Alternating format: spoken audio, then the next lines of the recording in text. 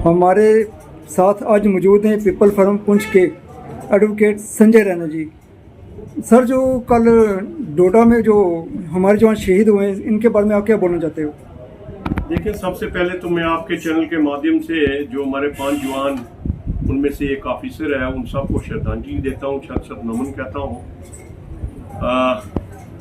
लगातार 1 महीने से आप देख रहे हैं जम्मू प्रोविंस को टोटली डिस्टर्ब कर दिया गया है। चाहे कठुआ में अटैक होता है, कभी उधमपुर में अटैक होता है, कभी यहाँ पर हमारे डेरा गली में अटैक होता है, डोडा में अटैक हो रहे हैं। लगातार इस किस्म के हालात बने हुए हैं, तो इससे तो दिन दिन हालात जो है वो बद से बदतर हो रहे हैं।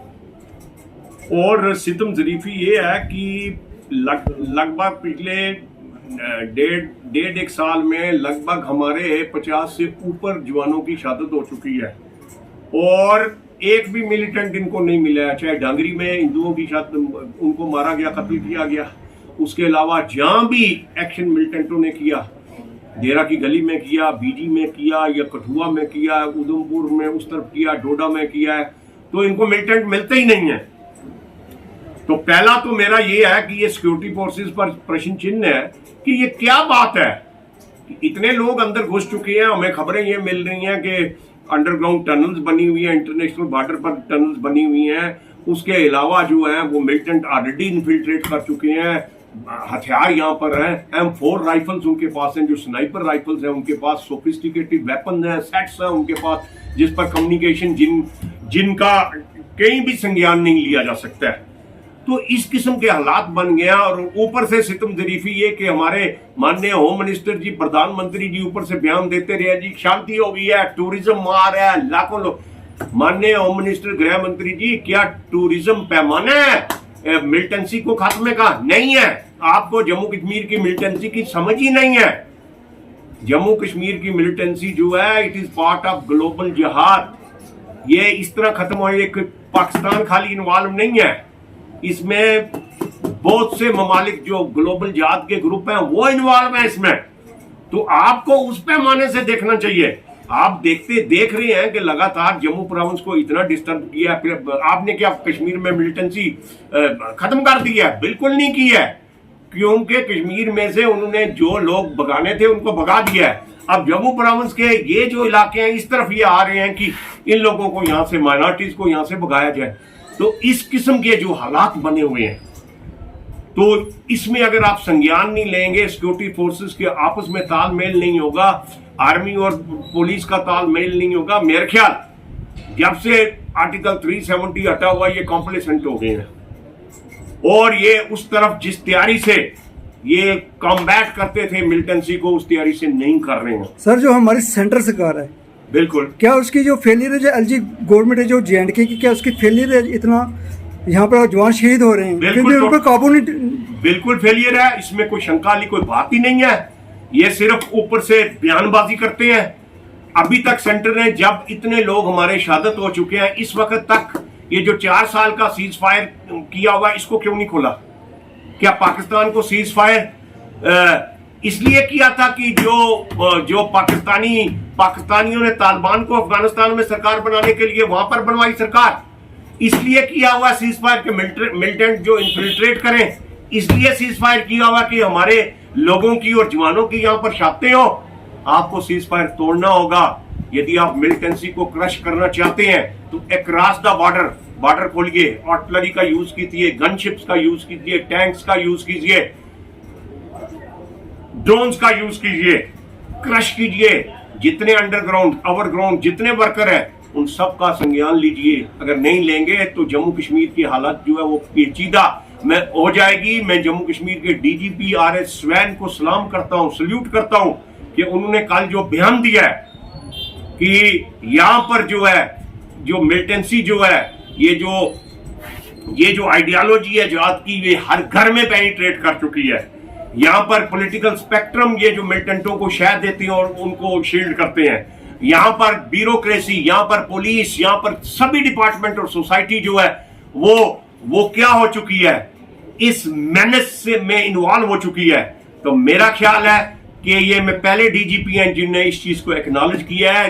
दिल्ली में सरकार बैठी हुई को इस बात का संज्ञान लेना चाहिए कि किस लेवल की मिलिटेंसी यहां पर चल रही है। पुलिस या सिक्योरिटी फोर्सेस कहां कहां फाइट करेंगे? They can fight on the ground. Ideological level पर आप क्या फाइट करेंगे? आप सरकारी लेवल पर क्या फाइट करेंगे? क्योंकि when this kind of ideology is supported from all the side, तो मेरे ख्याल डीजीपी ने बहुत जबरदस्त संज्ञान लिया है। होम मिनिस्टर की आंखें खुलनी चाहिए, होम मिनिस्टर की आंखें खुलनी चाहिए। सिक्योरिटी ग्रिड को आप ठीक कीजिए, टाइट कीजिए, कॉम्प्लेसेंसी खत्म कीजिए। जम्मू कश्मीर में you can not afford to lower the guard. यहां पर जैसे ही गॉड लवर किया आपने, आप देख रहे हैं, और सितम जरीफी आपसे एक मिलिटेंट नहीं पकड़ा गया। सर जम्मू कश्मीर की बात करते हैं, जो सेंट्रल सरकार है जम्मू कश्मीर को अनदेखा क्यों कर रही है? क्या क्या वजह हो सकती है? मैं खुद हैरान हूं। एलजी मनोज सिन्हा जी यहां पर बैठाए हुए हैं, उनका मुझे लगता नहीं है कि जम्मू कश्मीर की जो लॉ एंड ऑर्डर सिचुएशन में इसको इम्प्रूवमेंट का कोई इरादा है। एक मीटिंग हो जाती है जी हाईएस्ट लेवल के, जी आर्मी कमांडर आए, उसमें जी डीजीपी बैठाया, उसके बाद किलिंग होना शुरू हो जाती है। अभी तो इन्होंने कोई काम ही नहीं किया। क्या कश्मीरी पंडितों को वापस ले गए हैं यहाँ पर? क्या टारगेट किलिंग खत्म हो गई है?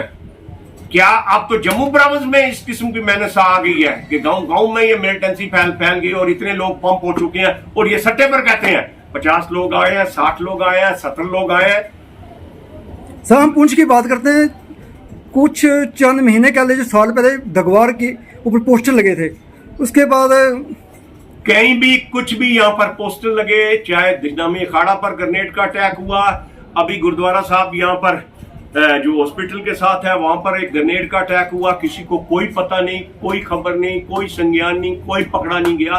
तो ये तो सिक्योरिटी ग्रिड है हमारा, ये सिक्योरिटी ग्रिड है हमारा। तो मेरी बात सुने, फेंस लगा हुआ है, कहां से क्रॉसिंग होती है? गवर्नमेंट का फोकस, पुलिस का फोकस, आर्म फोर्सेस का फोकस चिट्टे पर रहा। ठीक है, चिट्टे की इसमें नार्को टेररिज्म भी चल रहा है, लेकिन इन सभी चीजों का हमारे पास हाईली सोफिस्टिकेटेड जो मशीनरी लगी हुई है, जहां पर एक एक जरे जरे की जो है मूवमेंट जो है पकड़ी जाती है। लेकिन मुझे हैरानगी कैसे कहना पड़ता है, मुझे बहुत दुख से, खेत से कहना पड़ता है कि दुनिया की वन ऑफ द बेस्ट आर्मीज और जम्मू कश्मीर की one of the best police against insurgency अगर वो इस ढंग से चल रही है, तो मेरा ख्याल है बड़े लेवल पर कोई कोऑर्डिनेशन नहीं है, ना पुलिस का है, ना आर्म फोर्सेस का, ना सरकार का है। तो इन चीजों को दूर करने की आवश्यकता है, नहीं तो हालात बद से बदतर हो जाएंगे, आपको बहुत बड़ा लॉस का सामना करना पड़ेगा। तो इसलिए मैं बड़े दुख से मुझे कहना पड़ रहा है कि अगर सिक्योरिटी फोर्सेस और जो आर्म फोर्सेस इनको पुख्ता नहीं किया गया, इनको सिनर्जाइज नहीं किया गया, इनको बूस्ट नहीं किया गया, इनको जो फुल पावर्स नहीं दी गई हैं, तो मिलिटेंसी को कॉम्बैट करना इनके लिए नामुमकिन हो जाएगा। हम सिविल सोसाइटी जो है, अवाम जो है, अपनी फोर्सेस के साथ खड़ी है, हम अपनी आर्मी के साथ खड़े हैं, हम अपनी पुलिस के साथ खड़े हैं।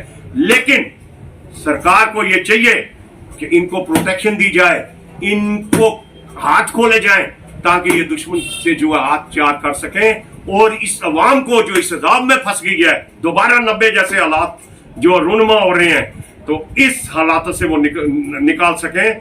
मुझे पूरी आशा है कि सरकार व्हाटएवर आई हैव सेड वो इसका संज्ञान लेगी और इस पर अमल करेंगे, कार्रवाई करेंगे। जो भी अंडरग्राउंड, ओवरग्राउंड, पॉलिटिशियन जो भी सपोर्ट करते हैं इस मिलिटेंसी को, इस ग्लोबल जिहाद को, उन सबको जो है कैफरे किरदार पर पहुंचाया जाएगा और लोगों को जो है इस अजाब से निकाला जाएगा।